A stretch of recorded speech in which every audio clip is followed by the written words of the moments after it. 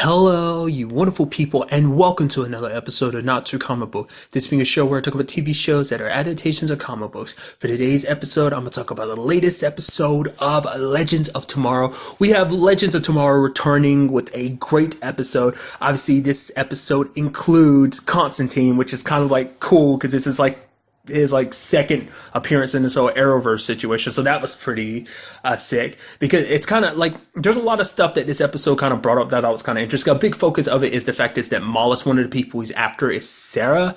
I wonder is like Sarah kind of like a end all be all for him because he brings up the whole fact is that it's like, oh, you want to see my true face soon enough, so it's all about restoring his true body, whatever situation it is, whether it's like it's sealed away and his essence is scattered across all the time or outside of time, whatever the case may be. But I'm wondering because I was thinking like, oh, maybe he plans on possessing Sarah's body, but it's like, no, he just wants her to be one of his subordinates just because it's something that Constantine kind of points at, that Mollis, because he's a demon, just goes after people who are in weakened states, who are, because it's like, Sarah's an easy target because she's been through this before. For one, it's the whole aspect of like her having lost her soul, having died and everything and gotten it back because of the Lazarus pit, which I feel like I have a tendency to forget that. Not just that, but the whole like bloodlust angle, because that's stuff we haven't really dealt with since season 1. Because for Sarah herself, she probably, she even brings up in the episode, she thought she was done with that. But I think that's kind of like, because I was wondering, it's like, is that why he specifically chose Sarah? Is because, and it seems like it is, just because it's like it's easier to manipulate her with. Because when he tries to use fear against her, you see like little flashes of everything, like when she died, when she was being brought back, and all that, and it's just kind of making her relive all that pain, all that kind of darkness. Especially because everything that Sarah has been through, even prior to her dying, like kind of getting caught up with the League and everything, being trained by them, like it created a lot of darkness in her. So, it's probably like a big reason why she came back to Star City too, to kind of correct a lot of that, to kind of like be a hero there too, to help out and everything, to balance that darkness, and she's done a very good job of that subsequently since, working with Team Arrow and now working with the Legends. Like she balanced that out to the point like her bloodlust disappeared, so it was no longer an issue anymore. So it doesn't seem like that's necessarily like it's going to manifest itself again, but it is just a representation of like the darkness that's in her. Like no matter how much you kind of try and push it away, it's always kind of be there. I mean, it's just kind of like, I think, still in that whole situation of that like balance, with the light and darkness within you. So I think that's something she will like still need to learn how to balance. But I do like the little bit of like back and forth between her and John, being like, basically John's like, I gave you back your soul, so you pretty much owe me for the rest of your life and everything. It's like, that's a little douchey, John, but at the same time, it's like, okay, to be fair, you brought her back and everything, but she wasn't necessarily fixed, the whole bloodlust situation. But hey, you brought her back with some issues, so I guess that's slightly okay. So I feel like she really shouldn't owe you because she came back a little messed up, but that's just me.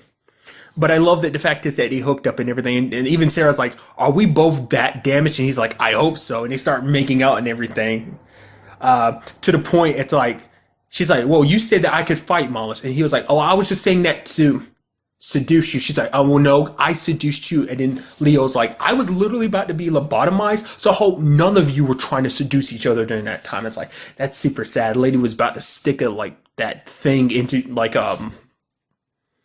right into that needle thing, right into his brain. And it's just like, oh yeah, those two are literally off somewhere else banging. It's like, that's super messed up.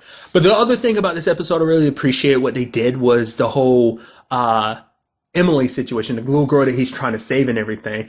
It took me by surprise. The fact is, it's like, oh, that's actually Dark's daughter, Nora. I was like, that's so cool, because you're trying to save her, but while she's at the same, because Kuwasa was like, oh no, like the day come, I'm here to make sure that things go as planned the day that she becomes his. I was like, what are you talking about, Emily? I was like, or are you talking about Sarah? Like, what's up with that? And it's like, no, because they're trying to make sure that she eventually goes down a path that she eventually goes down. It's actually quite sad because it's like, it's kind of inadvertently, Oliver kind of caused this situation too. It's like, no matter when you try to do good, you cause problems. Because he killed her dad, it ended up leading her to be in a situation that she's in, to be possessed by Mollis. I mean, I'm sure another reason to take possession of her is because she is Dark's daughter. And like, that's one of the things, like, like I assume the magic would come from her too. Like he's already tapped, like Mollis taps into what's already there, but maybe it's vice versa, where she actually taps into Mollis's power. Cause wasn't that kind of like dark? Didn't he make a joke about that, like a few episodes back or something, where he's kind of like, "Oh, she's a chip off the old block using magic and everything." Maybe he did. So like the magic probably is hers. Just Mollis kind of lets her get even more and tap into his more. So nevertheless. So, like I said, inadvertently, Oliver ended up causing this problem too, to a certain extent. It's like, oh, that sucks, dude. I mean, hopefully, no one really tells you that that happened. I mean, because it's not something, it's kind of that situation of like, you never think about the consequences of what you've done. He didn't really think too much about like, well, where like Nora was going to end up when it was all said and done with Damien Dark. It's like, he's a threat to the city in front of us. But then her dad showed up and it's like, oh yeah, you're going to grow stronger and you're going to eventually bring me back. But what I am curious about is kind of an interesting thing with the whole time travel thing. Because she did meet them when she was younger, it does make you wonder, because she, like the people she spent the most time with, obviously she got to know Sarah a little bit more because they met each other in that dark, like in that spiritual realm. And it's like Sarah like knows exactly what she's going through. It's like, I'm fighting my own darkness, so I'm going to help you fight yours if you help me fight mine. But then like also Ray and Zari taking her out for a good time in Central City Cafe, the one that like Team Flash goes to a lot of time. I thought that was kind of interesting. But nevertheless, they try to talk her down and everything. And she kind of appreciated it too, because like, oh my God, like they saved me, It could have easily been twisted. I'm sure Dark could have twisted. It's like, oh, you do know that you're good friends with Green Arrow, the guy that killed me, right? He could have, but he didn't go there because he didn't really need to, because it's like, oh, I'm your dad. You're going to listen to whatever I say because you miss me so much. And you know that going down this path, you're going to like eventually be with me again, So there's that. But there is a part of me that wonders, is there a part of Eleanor, as Eleanor, even though she's Nora, is she going to like, her older self going to be like, hey, like, I remember you guys, and there's going to be a little bit of her that's fighting Mollis but the fact of the matter is she grew up in that, because we see the lady from the facility she was locked up in. It's like, oh, you're going to join the order. We're going to prepare you and everything. So is it going to be a situation of, because she was put through that, she was always set in her mind like, no, I need to dive into this power more, not be afraid of it. Because Mollis is my, quote unquote savior. So she probably didn't flinch going forward. And so her, over the years, her conviction was just that much stronger, because she's like, oh, I know I eventually bring my dad back and we're going to have everything that we've ever wanted, So at the end of the day, like, I am curious, like, what it is that Eleanor gets out of this, like, or Nora, whichever one. I'll probably bounce back and forth between them. Probably going forward, I'll probably forget to call her Nora, just call her Eleanor. But nevertheless, I'm just curious, like, what she gets out of it, because, like, Dark is kind of just like, oh, I'm a bad guy, so I get to, like, I'm curious, like, what else is being promised to him by Mollis. I guess in Eleanor's case, it's like, well, you get your dad, but it's not even like all about revenge. I mean, it's about stopping the people trying to stop you, sure, but it's like, what does Eleanor get out of this besides her dad, even though she already has him back? But even then, it's kind of like, well, I've indebted so much of my life to you, so I'm forever in debt to you, so there's that. So it was actually kind of an interesting thing, because Zari kind of pointed it out. It's like, actually, I was kind of in a facility much like this. I don't know if she was referencing like an Argus facility. It didn't sound like it was. It was more like a mental facility herself, which kind of, considering her situation and everything, it's like you're kind of bound to go crazy, because it's like she was in the same situation, like having lost her entire family, so she knew exactly what Nora was going through. So I mean, because since I was bringing it up, I'll focus on like Kuasa's side of the story, because Nate's kind of telling Amaya, like, stay away from Kuasa. Your granddaughter is a villain, but like, Kuasa, Amaya doesn't want to believe that about Kuasa. It's like, no, because it's like, look how Mari turned out. Mari can be a hero, and effective matters. Kuasa can too. It's just circumstances led her down that path. And it seems like Kuasa kind of has the more noble of things, because she wants Amaya to change time. It's like, oh, you have the power. You have a time shift. You could go back in time and you could change everything. You could make sure that you don't die. You can make sure our village doesn't get burned, because it's like, our mom ran off with Mari but left me. But Amaya's like, she didn't know you were alive. She thought you were dead. So basically, Kuasa grew up in a very bad environment, which made her the way she is. But even as she is now, it's like, at the end of the day, I can go back in time and fix everything. It's like her ultimate goal. That's what Mollis is promising her. It's like, I can go back in time and fix everything. I can have back you, because she's like, even you were a great grandmother. I adored you, always looked up to you. And it's like, I want it all back, you know, the life I could have had. And it's just like, all you got to do is change time. But Amaya's like, no, because for one, that's the rule of time travel, not to change time, because for one, you don't know what the consequences could be. Like, there could be long-standing consequences. Like, because the fact of the matter is, them changing that will mean that Mari never becomes Vixen and saves all the people that she saves. It's kind of an argument that was already kind of thrown out there. Two, you don't know the ramifications. You don't know where the dominoes start falling. This might have changed, and that ends up creating an even bigger problem later on, you know? I mean, in a situation like, and you also have to think about the fact of the matter is, are certain things set in stone or not? Like in this particular case. But you also don't know, like, what other catastrophe could be created because of said circumstances. And also, they're literally in a current situation because of messing around with time, because they ended up breaking time, creating like a paradox and everything. Time is kind of broken as it is with the anachronisms and everything. So it's just like, there's plenty of stuff in front of Amaya to make her not want to do it. But at the same time, it's like, it's still her family, you know? So she has a duty as a legend, but at the same time, she has a duty as a mother, as a future mother and a future grandmother, to kind of do what was best for her family. So that is something I am curious to see, because it is something that she's going to try and push for. I was actually thinking maybe it'd be a situation where even Mari decides, I mean, not Mari, that Amaya decides to leave the legends to go off with Kuwasa just to try and change her, but while saying like, okay, I'm gonna change everything, but like secretly trying to just change Kuwasa. Like, you know, I'm curious to see what she does. Maybe she can find a way around it, because Zari found a way around it by taking Helen of Troy to Themyscira, so there's that. But at the same time, it's like, it's that, like I said, it's that drawback of being a time traveler. Like, the point is to fix time, not just make time the way we want to. Because like I said, everyone on that ship has a reason to change time for their own particular reason. Especially a lot of them is for family, you know, because, you know, so it's something that's on everyone's mind, in particular Sarah's, but it's just like, it's something you can't do just because you want to, you know? So I'm curious to see what Amaya will do going forward with that whole situation. I also love the fact is that Mick kind of barked out orders. He's watching TV, and it's just like, Zari's like, okay, you want to know the score of the game? Getting it. He's like, no! I have not watched a live game in 3 years, so no. And then like they were getting on his nerves. He's like, okay, you do this, you do that, this. Now shut up and do it. And then everyone's just like, okay. And even Ray's like, wow, you have really good management skills. And he's just like, get out.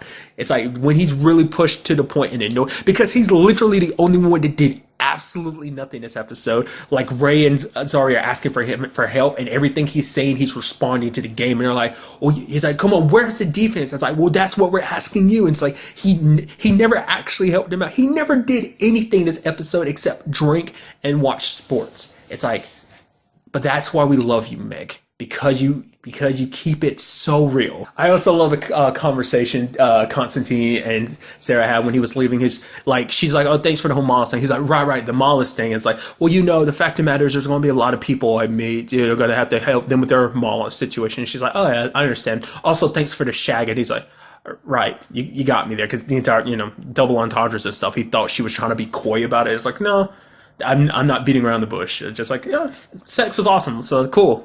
But there was also something else Constantine basically left being like, yeah, basically saying that because they opened up Sarah to Mollis to kind of like draw that time travel symbol, and ended up leaving them in a situation where it's like Sarah could be controlled at any point in time. So that darkness is kind of, Mollis has wormed his way into her soul, so that basically they need to be on the watch out for her. So that's definitely going to be interesting, because she could secretly be an agent without them really realizing it, you know. So even going as far as saying like Ray and the magic gun him and Zari were working on. Also, like, was that already established name that Zari's super smart? Because I didn't know she was super smart like that, because her and Ray are having a conversation about that anti-magic gun, and it's like, whoa, has she talked science stuff before? Like, I don't know, like, I didn't know that was a thing. Was this their first episode really exploring that? Or maybe they brought that up before. I mean, well, to be fair, she is from the future, so she has future knowledge that could, I guess, be applicable to, like, you know, it's like, well, I know this stuff technologically wise, so I can apply that to what we're doing now. So I guess because being from the future could make her, I mean, like I said, she could just naturally be just as smart, but she probably also has an upper hand because it's like, well, I also am from the future, so that helps me on a technological level too. But I don't know. It's kind of neat having anti-magic gun, but it's like, oh, you might want to keep that around for Sarah. But especially because like even Constantine gave her that card, it's kind of representing like the balance, the light and darkness in her anyway.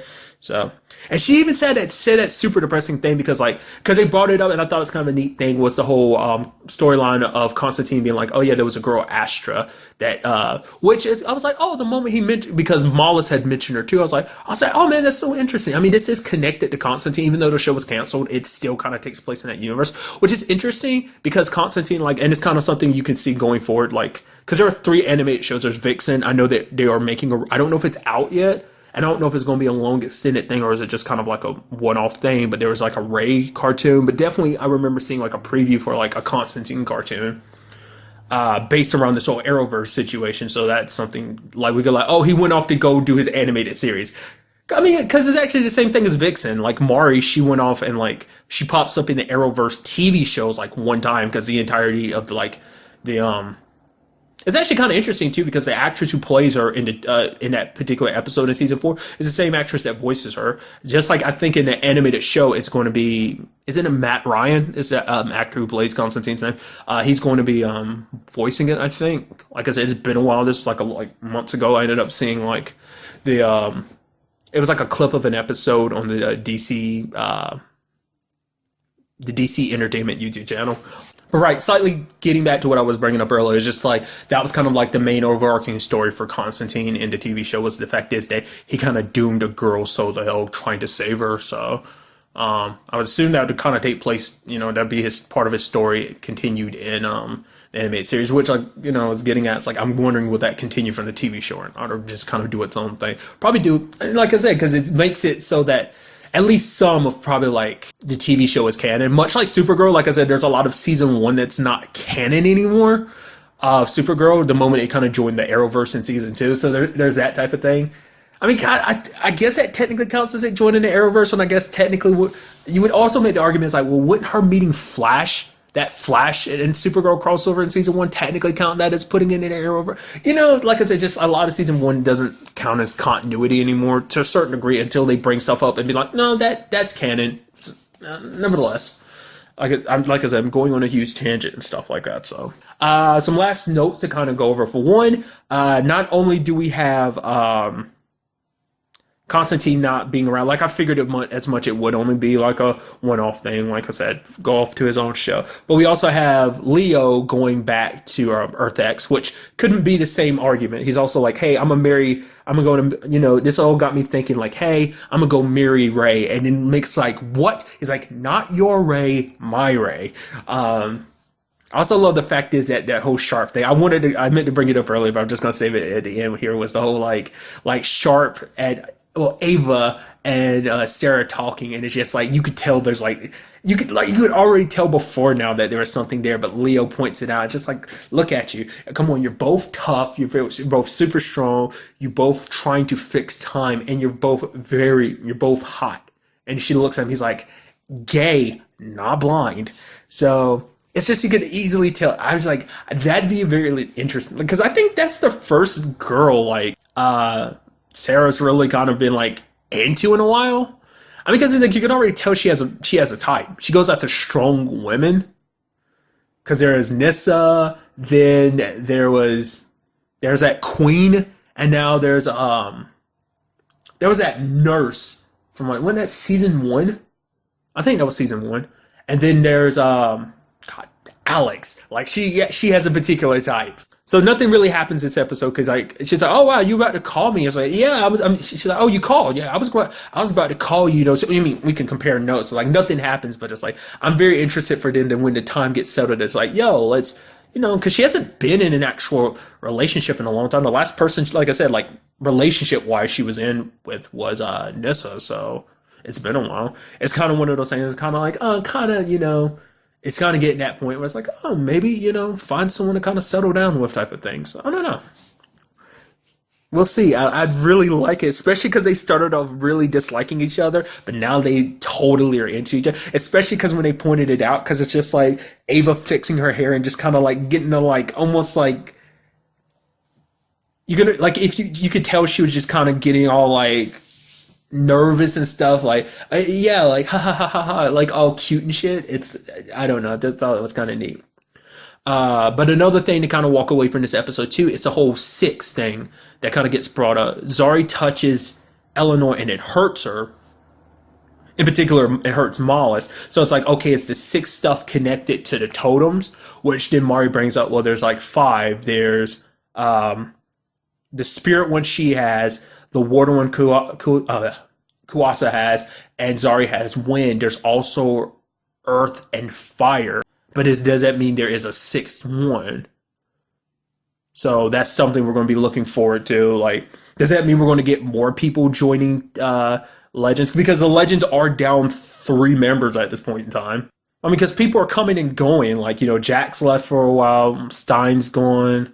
Which even had that moment where Ray was just kind of like, oh yeah, the last time we had Explosion, it had a Freaky Friday accident with Firestorm. And it just kind of got a little pressing. It's like, oh. And Zari's like, I miss him too. And it's like, damn, dude. And then Constantine shows up for a while, but he's gone. Leo shows up for a little while, but he's gone. So it's just like there are 3 open spots on the team, so that could fit the other 3 unknown, you know, talisman users. So, and then eventually get Kuasa on their side. So I don't know. I'm very interested to see what they do with the rest of the season. Glad to have Legends back. It's weird to have it on a Monday, but nevertheless, I don't care. I'm very interested to see what the next episode has in store for us. I completely didn't even acknowledge this, and I should have. It was kind of a nice element of the episode. I wish they could have done a little bit more with it. Was a whole creepy, like, more exorcist side of things, like the way, like, Emily's body would bend, or her at the coffee shop, like, clawing her nails into like the table really deeply and smashing her head against it and just kind of like moving super like demonically fast and just got blood dripping, black blood kind of dripping from her mouth. It's like super scary. And even the stuff in Sarah's head where she's like seeing all those things kind of touch the wall, like if they could, it would have been nice if they could have like played that up a little bit more. But I thought that was kind of a nice element adding into, you know, the whole like supernatural mystical side of things with the Constantine angle of like, you know, how that all worked. I thought that was just kind of a nice touch. So, but really, that's all I want to talk about in this episode. Till the next time we meet, be happy, be safe, live life to the fullest, and enjoy it. Good day and goodbye.